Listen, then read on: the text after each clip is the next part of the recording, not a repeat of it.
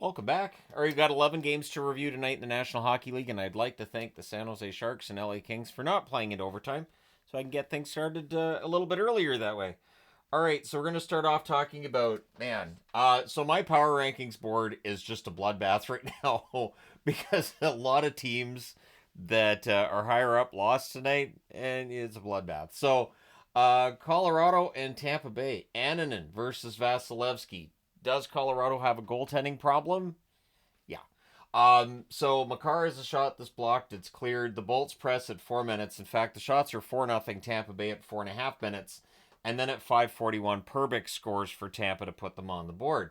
The Avs look to respond. Bolts press at 7 minutes. Tampa draws a power play, and they score on it. At 7:46, it's Gensel from Hagel and Kucherov. Now, Colorado does answer. It's Ivan burying his own rebound.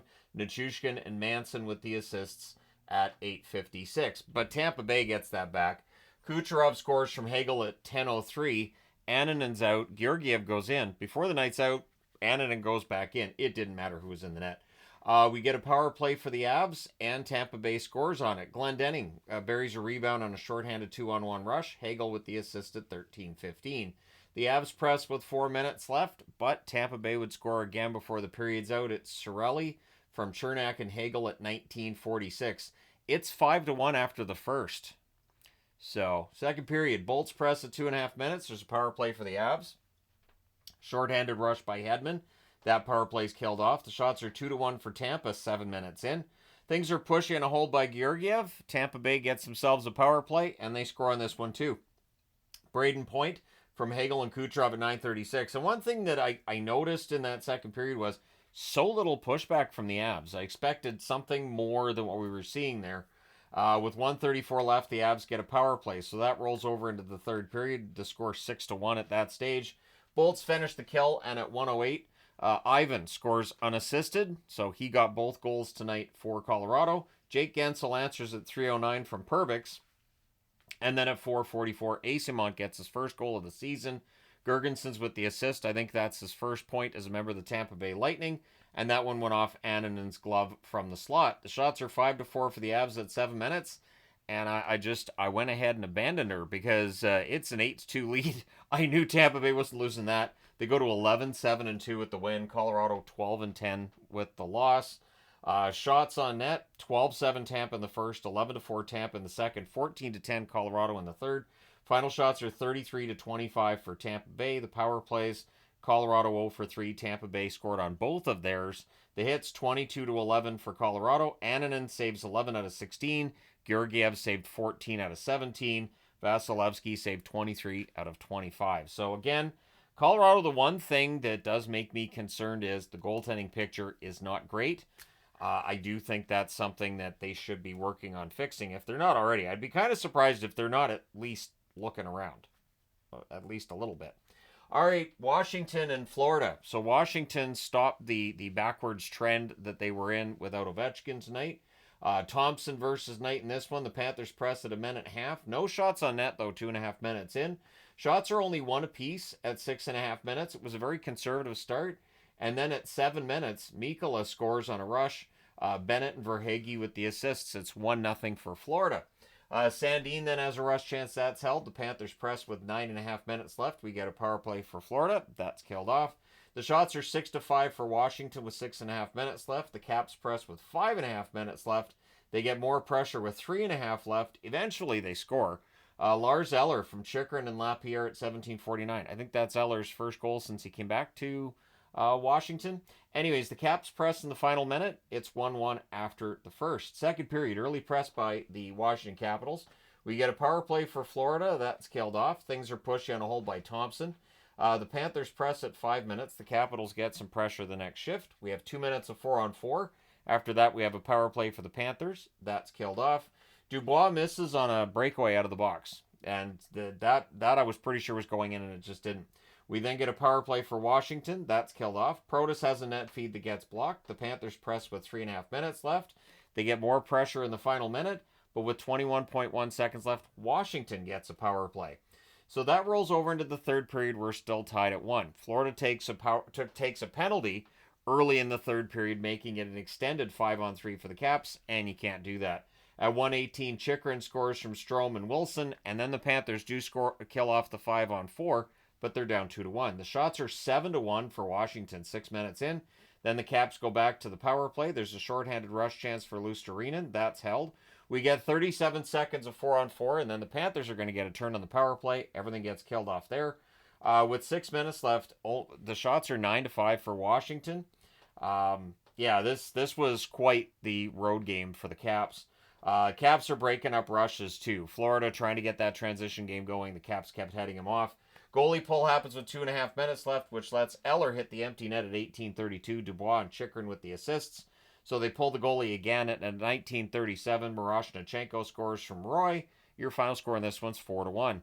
Washington goes to 14-6-1 with the win. With the loss, Florida 12-9-1. This team just doesn't look great. Shots on net, 9-4 Washington in the first, 11-8 Florida in the second, 14-6 Washington in the third. Final shots, 31-21 Washington. Power plays, the Caps 1-4. Florida 0-4, the hits, 30-23 Florida. Thompson, 20 saves on 21 shots. Knight had a good evening. I was going to say Knight had a good night, but no, Knight had a good evening. 27 saves on 29 shots, but all for naught as they lose the game. All right, next up. Nashville and New Jersey. All right, so Saros versus Markstrom. There's an early power play for the Devils. That was killed off, but it had some chances. And you could see the Devils had some confidence. They were leading in shots 6-0 at 4.5 minutes. There's a net feed to Hischier that gets picked off, and then at 5:08, on their first shot on net, Nashville scores. Forsberg gets that one, and that's an old hockey trope where a team has all kinds of shots, they can't score, puck goes the other way, it's in the net. Devils press at 8.5 minutes. Eventually, they do tie it. Haula taps one in to tie it from Kovacevic and Mercer at 11:29. Nashville presses to respond with 2:34 left. Nashville gets a power play. That's killed off. Press by Nashville after it's done, but it's 1-1 after the first. Second period. Early power play for Nashville. That's killed off. The Devils with some pressure after they're done with the kill. Luke Hughes fires one high. Puck's cleared out. And then on a net drive, Nico Hischier scores from Meyer and Luke Hughes at 3:52. The shots are 4 apiece at 5.5 minutes. Palat fires one wide on a rush. We then get a power play for the Devils, and Hischier, unassisted at 10 minutes and 1 second, gets a goal. That's the second in a row. Preds get a power play. That's killed off. And then at 16:57, Hischier gets another for a natural hat trick, and it's the first hat trick he's had in his career. Nason with the assist. So Hischier's been quiet goal scoring wise, got kind of noisy tonight. It is 4-1 for the Devils after 2. Third period, Wedgwood's in to start the period because Saros just take him out. Just mercy pull, I thought, more than anything. Early press by the Devils. Then there's an offensive zone penalty to Haula, so the Devils kill that off. Preds had the only shot on net 5 minutes in, and then LaRue on their second shot on a fantastic pass by Yossi at 7:39. Gets it a little bit closer at 4-2. Devils look to respond. Lots of punching on the whistles. And I don't know if this is just frustration by Nashville or if it's just chippiness that kept getting worse and worse during the game. But on the whistles, they were letting each other know that, you can't have this. So then Nashville gets a power play that could have brought them into the game. It is a 5-minute power play, and New Jersey puts on a clinic defensively. They kill that off just one shot on net. So Nashville pulls the goalie, and at 17:25, Dowling hits the empty net from Kovacevic and Dillon. Your final score in this one's 5-2 for Nashville, or for New Jersey. They go to 15-7-2 with the win. With the loss, Nashville 7-12-3. Shots on net, 11-8 New Jersey in the first, 19-10 New Jersey in the second, 16-3 New Jersey in the third. Just what a smackdown. Final shots, 46-21 for New Jersey. Power plays, Nashville 0-5, New Jersey 1-2. The hits, 32-30 in favor of the Devils. Saros saves 26 out of 30, and then Wedgwood saves all 15 shots in relief. Markstrom, 19 saves on 21 shots. Not overly busy, but he was good when he had to be. All right, next up, St. Louis and the Rangers. So I didn't expect to be wearing this tonight. Hofer versus Shesterkin. I thought it was interesting that in his first game behind the bench, Montgomery puts in Hofer. He turns out to have a pretty good eye for what he should do here. So early press by the Blues. In fact, 2.5 minutes in, they have both shots on net. Offensive zone penalty then to Sundqvist. St. Louis does kill that off. Rangers then get another power play. That was killed off as well. Just the one shot on net. But the Rangers do score. Cooley, it goes in off of his skate at the net. Kakko and Jones with the assists at 8:47 to make it 1-0 Rangers. The Blues get it back. Kairu on a turnover wires one from the slot. Braden Shen with the assist at 11:45. It's a 1-1 tie.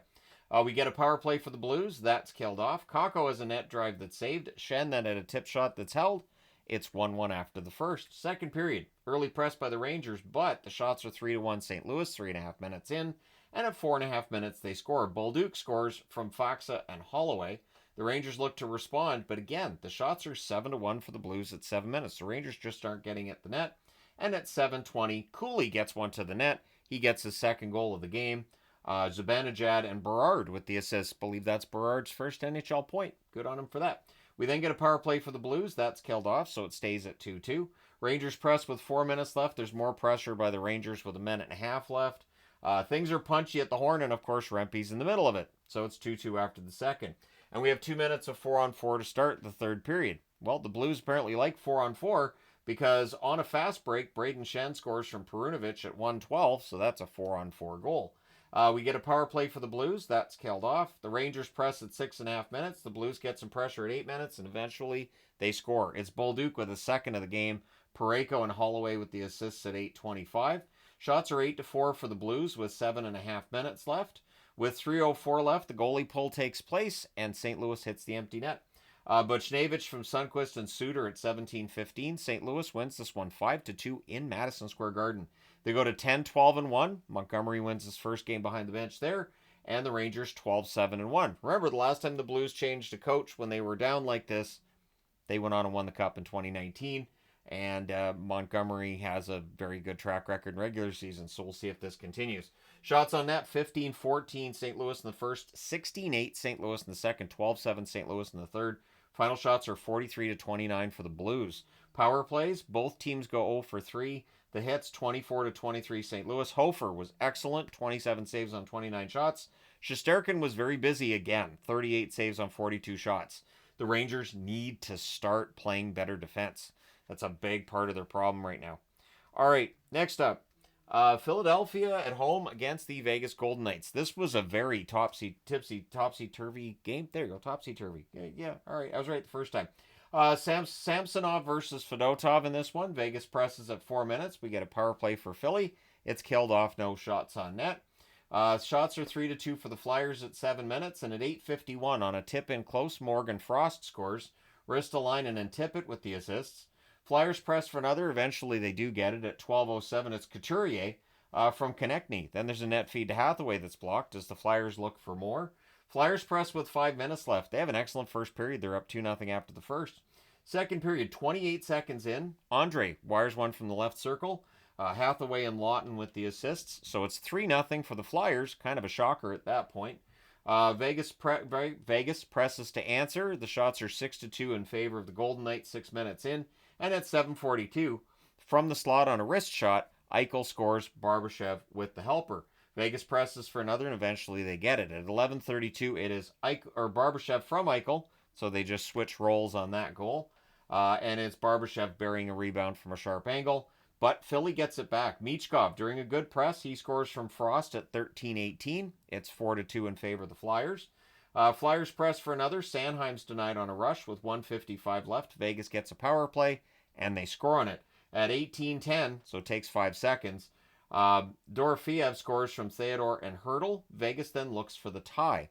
But after the second period, it's 4-3 in favor of the Flyers. Third period, shots are 2-0 Vegas at 3 minutes.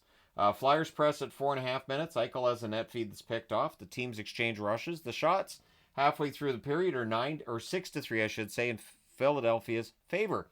Vegas presses with 9 minutes left, and at 11:55, after a turnover, Vegas with a nice tic-tac-toe play that's finished by Pearson, Hannafin and Haig with the assists. Michkov's then denied as the Flyers look to respond. We get a power play for Philly. That's killed off. The Flyers press with 3 minutes left. Dorofeev can't bury one in close. We're going to overtime. The Flyers control early. Theodore's a net feed that's picked off. Sanheim is robbed. He was robbed multiple times. In fact, the Flyers end up getting a power play in the overtime, which is killed off, but it had chances. We go to a shootout. In the shootout, Jack Eichel with the winner. So Vegas goes in and they do get the 2 points. They win 5-4 in a shootout. They go to 14-6-2 with the win. With the shootout loss, Philadelphia's 9-10-3 on the season. Shots on net, 7-5 Philadelphia in the first, 19-7 Vegas in the second, 14-6 Philly in the third, and they had all 8 shots in the overtime. Final shots are 36-30 for the Flyers. Power plays, Vegas scored on the only one they had. The Flyers went 0 for 3. The hits were 28-14 for Vegas. Samsonov saves 32 out of 36. Fedotov saves 26 out of 30 at the other end. That being said, let's go ahead and change boards. All right, you ready for another crazy game? It is Dallas and Carolina. So an 80s magnet on the board for this one, because 10 goal games. And there was an 80s magnet and a No Mercy magnet on the same game with Colorado and Tampa. We do not have that here, though. So it's Ottinger versus Martin, and 18 seconds in on a failed clear. Sagan scores, Marchment and Duchesne with the assists. So Dallas jumps up early. Too many Canes on the ice, so the Stars get a power play. That's killed off. Dodonov is robbed on a net drive. We get a delay game call. The Stars go back to the power play. And Jarvis scores shorthanded from Aho at 6:36. So welcome back to the lineup, Seth Jarvis.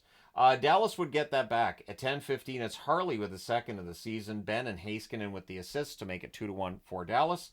The shots are only 5 apiece with 6 minutes left. Duchesne's denied on a rush, and it's 2-1 Dallas after 1.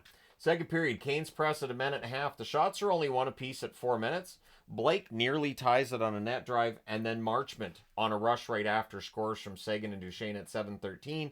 And I let myself start thinking, could Dallas win this? They're up 3-1 in Carolina. Well, so the Canes press with 7.5 minutes left. The shots are 13-4 Carolina with 5 minutes left.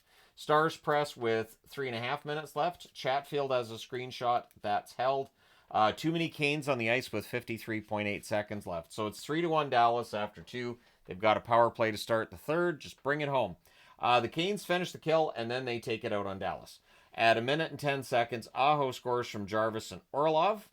Jarvis then has a net drive that's blocked. The Canes press at 3 minutes, and at 3:43, Burns scores from Stahl and Martinuk. The shots are 6-0 for the Canes, 7 minutes in. Things are pushy on a hold by Spencer Martin. We then get a power play for Carolina, and they score on it. Takes about 17 seconds by my count. Gauze to spare from Natchez and Aho at 8:09. Canes press with 7 minutes left. Now, Dallas does tie the game. Heiskanen scores from Johnston at 14:46. And looking back, that might have been a bad idea, because it just seemed to make them mad. The Canes press for a response, and with 3:25 left, the Canes get a power play, and they score on it. On a good cycle, Natchez scores from Gauze to spare and Jarvis at 17:53. So now Dallas has to pull the goalie. Svechnikov hits the empty net from Aho and Slavin at 19:45. And your final score in this one, 6-4. Carolina goes to 15-5-1 with the win.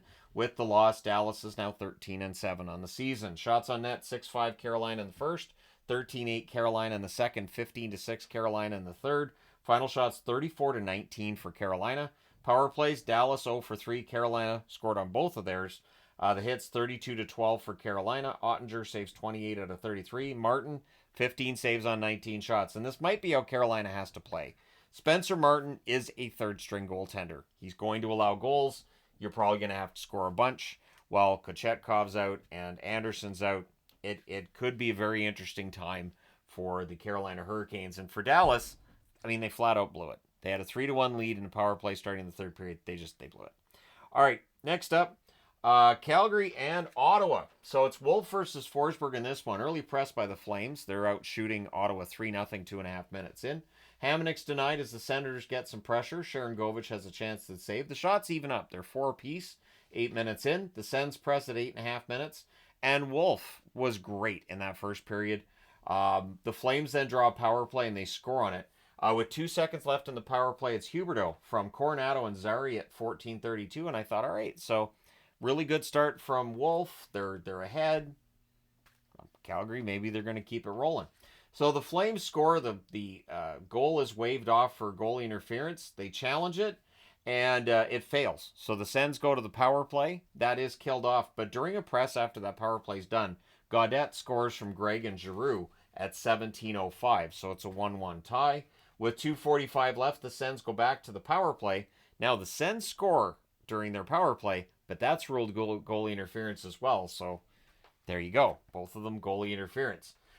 Flames finish the kill, and then things are pushy on a hold by Wolf. The Sens get a power play with 41 seconds left, and that rolls over into the second period. Now, that power play does get killed, but we get another power play, and they score on it. Batherson from Tkachuk and Sanderson at 3:18 makes it a 2-1 lead for Ottawa. And it was a screenshot that was tipped in, so no chance for Wolf there. Flames look to respond. The Sens press at 4.5 minutes. The shots are 4-2 for Ottawa at 6 minutes. Flames press at 7 minutes. The Senators get some pressure at the half. At 13-17, Reinhart gets his first. He buries this one from the doorstep. Gregg and Sanderson with the assist. Notice the D near the end of the last name there. It is not Reinhart, it's Reinhart. I pronounce the same, just has the silent D in there. Sens look for another, but Calgary would answer. Sharon Govich buries a rebound in close at 15-27, so that makes the score 3-2 for Ottawa after 2. Third period, early press by the Senators. They end up drawing a power play, and they score on it. Tkachuk buries one from the slot at 1:14. Batherson and Stützle with the assists. Flames then get a power play. That lasts 29 seconds before it becomes a 4-on-4. Everything gets killed off there. Shots are 3-1 for the Sens at 5 minutes. The Flames press at 7 minutes. We get a power play for Ottawa. It's 4 minutes. And then there's a 5-on-3 in the middle of it as well. So some tense moments there for Calgary.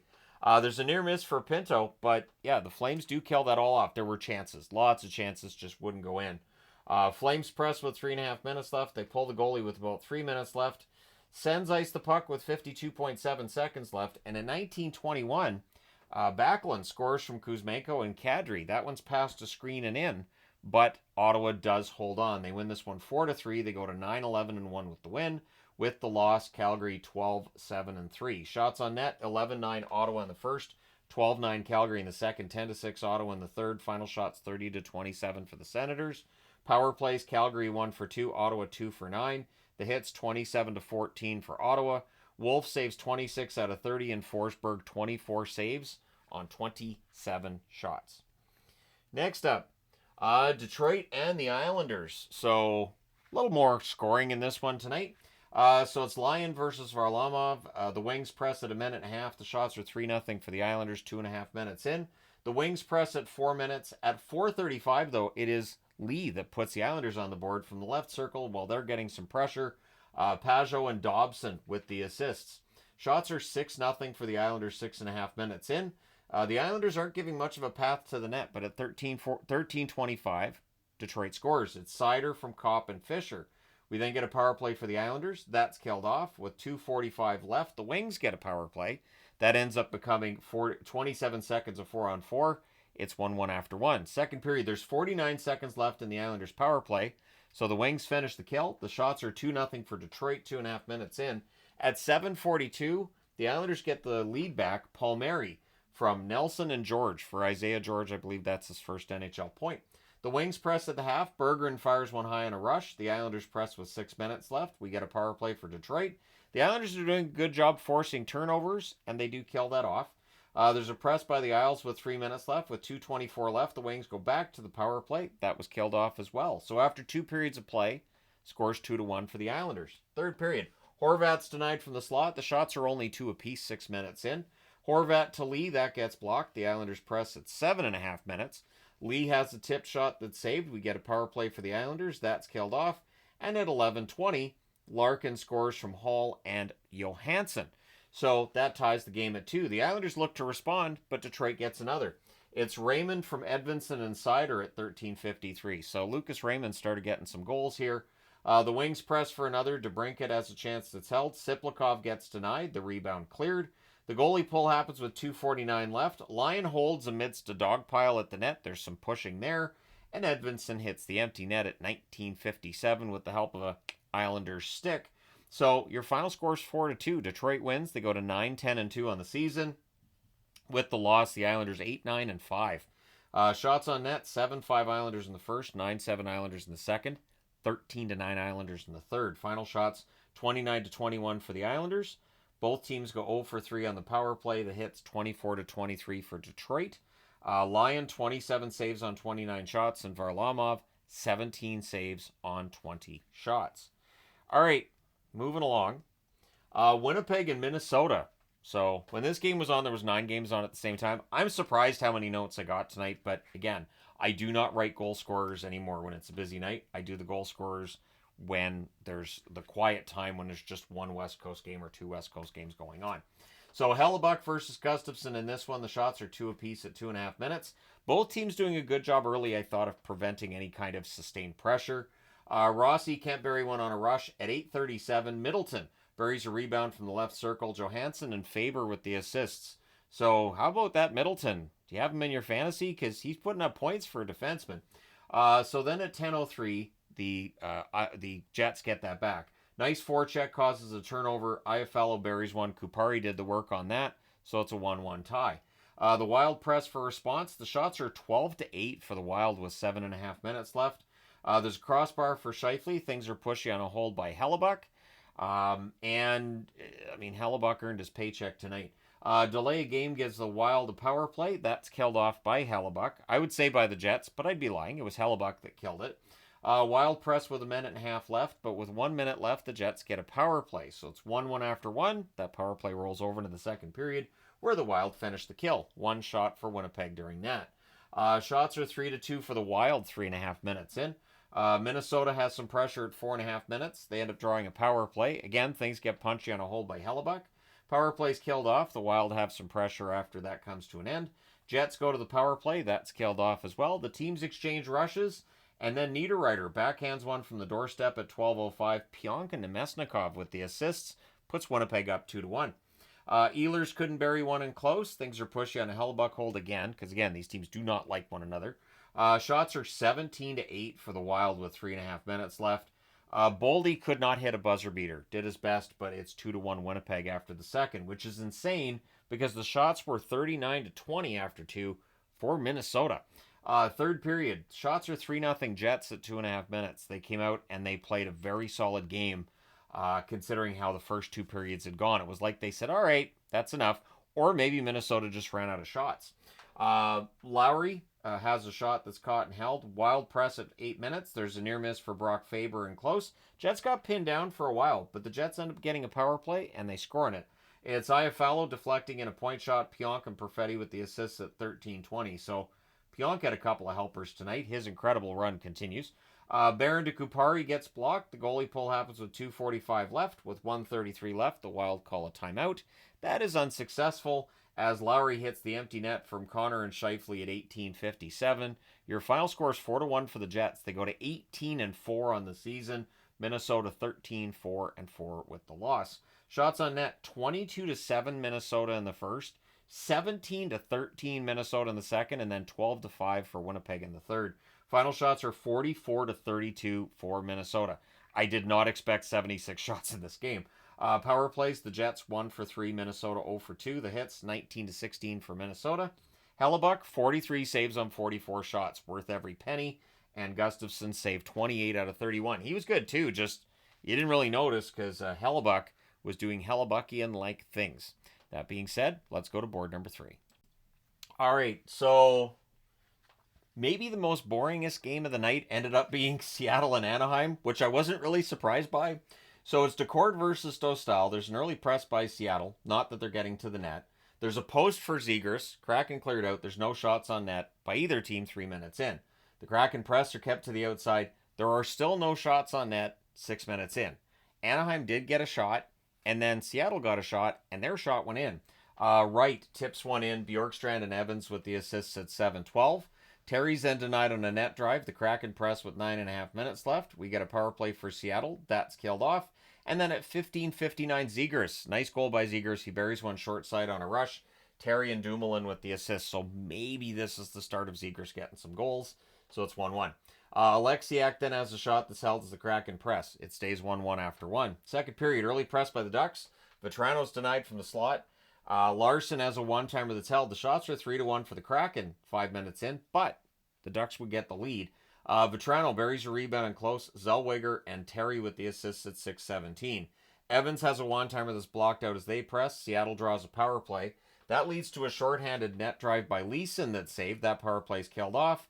The fans call one, the referee doesn't, so he is informed that he sucks, which is good because otherwise the refs just don't know. They should have like a little counter on their arm. Just, there's one, ref, I suck, and then maybe they get like a free beer from a bar after if they go, look, I got 5 of these, look at this. Yeah, you get a free beer. Anyways, Carlson takes a big hit, and Anaheim answers as you know they would. Leo Carlsson is considered to be a future star for this team. So they review it for a Cartier hit on Carlsson, and they initially call it 5 minutes. They can review it. They drop it to 2, and they worked out all the penalties, so we're still 5-on-5 coming out of that. So there's a post for Sprong on a net drive with 2:49 left. The Kraken get a power play where Sprong hits the post again. And it's funny because it's one of those things where if you try to hit the post, it's not easy. And he hit it twice. So maybe he should get a free beer for that. So there's a shorthanded 2-on-1. Lundstrom's denied. That power play's killed off. The funny thing about it is, I don't like beer. I haven't had any alcohol at all in years. So it's 2-1 in favor of Anaheim after 2. I don't like it. Third period. Burakovsky buries one from the side of the net from McCann and Evans at 46 seconds. Kraken then look for the lead and they get it. On a face-off win, Montour scores from right at 1 minute and 10 seconds. So that's 2 goals in, 24 seconds? Power play for the Ducks then, that's killed off. The Ducks press at 7.5 minutes. The shots are 8-6 for Seattle at 9 minutes. Zellweger has a rush chance this blocked. The goalie pull happens with 2 minutes left, and Seattle holds on. They win this one 3-2. They go to 11-10-1 with the win. With the loss, Anaheim 8-9-3. Shots on net, 6 apiece in the first, 11-6 Seattle in the second, 10 apiece in the third. Final shots 27-22 Seattle. Power plays, Seattle 0 for 3, Anaheim 0 for 1. The hits 32-15 for the Ducks. Decord saves 20 out of 22, and Dostal saves 24 out of 27. Both goalies were really good in this game. Anaheim was just not as good tonight as Seattle. Seattle keeps themselves in the hunt for a playoff spot. All right, last game of the night, and maybe the most surprising, including that crazy Tampa Bay-Carolina game, LA and San Jose. And we had no idea what was coming in this one, did we? So it's Riddick versus Askarov at 1:47 on the first shot of the game. Sturm wires one on a breakaway. He's just coming back into the lineup. Ferraro and Askarov with the assist. So for Askarov, that is his first NHL point. Good on him for that. Kings press to respond. Cunnin fires one high on a breakaway. The shots are 4-2 for the Kings at 7 minutes. Sharks have a 2-on-1 that misfires. We get a power play for the Sharks. Cunnin missed an empty net there, or an open net. I shouldn't say empty because that makes it sound like the goalie left. But it was an wide open net there. He missed it. Power play's killed off. Kings press with 5 minutes left with 12.6 seconds left. The Sharks get a power play. So it's 1-0 for San Jose after the first. Second period, the Kings finish the kill, and then they score. Clark goes glove side from in close. Kempe and Kopitar with the assists at 2:32. Things are then pushy on a hold by Riddick. Kings draw a power play. That's killed off. The Sharks press at 7.5 minutes. But on about the 15th attempt at this loose puck in close, Kopitar scores from Kempe and Fogle at 8:58. Is that the one that took all the... Yeah, I'm pretty sure. Yeah, that's the one that it was a whole bunch of chances, and then Kopitar just comes from behind the net and puts it in. But San Jose answers at 13:59. On a wraparound, Zetterlund scores. It goes in off Mikey Anderson, but technically it's still a wraparound goal. Eklund and Celebrini with the assists. We get a power play for the Kings. That's killed off. It's 2-2 after 2. And I was thinking, all right, so tied game. It's going to go to overtime. Because it's California. It's 7:30 start. Sure, why not? Third period at 1:03 on a rush. Celebrini with a beautiful goal. He scores from Thrun and Ruda to put San Jose ahead. Sharks look for another. Liljegren scores. It's a goalie interference challenge that's put out there by LA. But there's not really any contact. Like, Ferraro's in the crease. He doesn't really contact the goaltender. So I understand why they challenged it. But yeah, it comes back. So the problem with that is then it becomes a 5-on-3. So your challenge is unsuccessful. It becomes a power play now for the Sharks. And then it became an extended 5-on-3 for San Jose, and they score. Celebrini from the right circle, Eklund and Will Smith with the assist at 3:43. I should also mention the Liljegren goal was assisted by Will Smith at 2:14. So that's 2 goals in about a minute and a half's time, and suddenly San Jose has this huge lead, which looked weird. The Kings kill off the 5-on-4. Things are then pushed in a hold by Askarov. Sharks press at the half. We end up getting a 4-minute power play for San Jose. 3 seconds into the first power play, Wenberg scores from Wallman at 10:46. The Kings do kill off the other power play. And at 18:39, Cunnin scores on a breakaway. So it's a 7-2 score. The no mercy magnets on the board. And San Jose goes to 7-12-5 with a much-needed victory and a laugher. As Ted said in the post-game show, it was a laugher. San Jose needed it, and they got it. So Ted Ramey called it. LA 11-8-3. with the loss. And this is a tough one for LA. You can't lose. They've now lost 2 out of 3 against San Jose this year. Shots on net are 6 apiece in the first, 13-5 LA in the second, 10-5 San Jose in the third. And I'll agree with the San Jose announcers. This might have been the best period of hockey San Jose's played all season. Final shots 24-21 LA. Power plays 0 for 2 for the Kings, 2 for 6 for the San Jose Sharks. Hits 20-18 for the Sharks. Riddick had a rough night. 14 saves on 21 shots. Askarov saved 22 out of 24. He won his first game as a San Jose Sharks goaltender. So when Vanacek's ready to come back, do you send him back down or do you look around? Because there are some teams we were talking about earlier that maybe could use a goaltender. So we'll see what San Jose does when everybody's healthy. But let me know your thoughts about these games in the comment section below. As always, don't forget to hit like and subscribe in the event you may not have done so already. Thank you guys so much for all your support as always. I will talk to you again soon.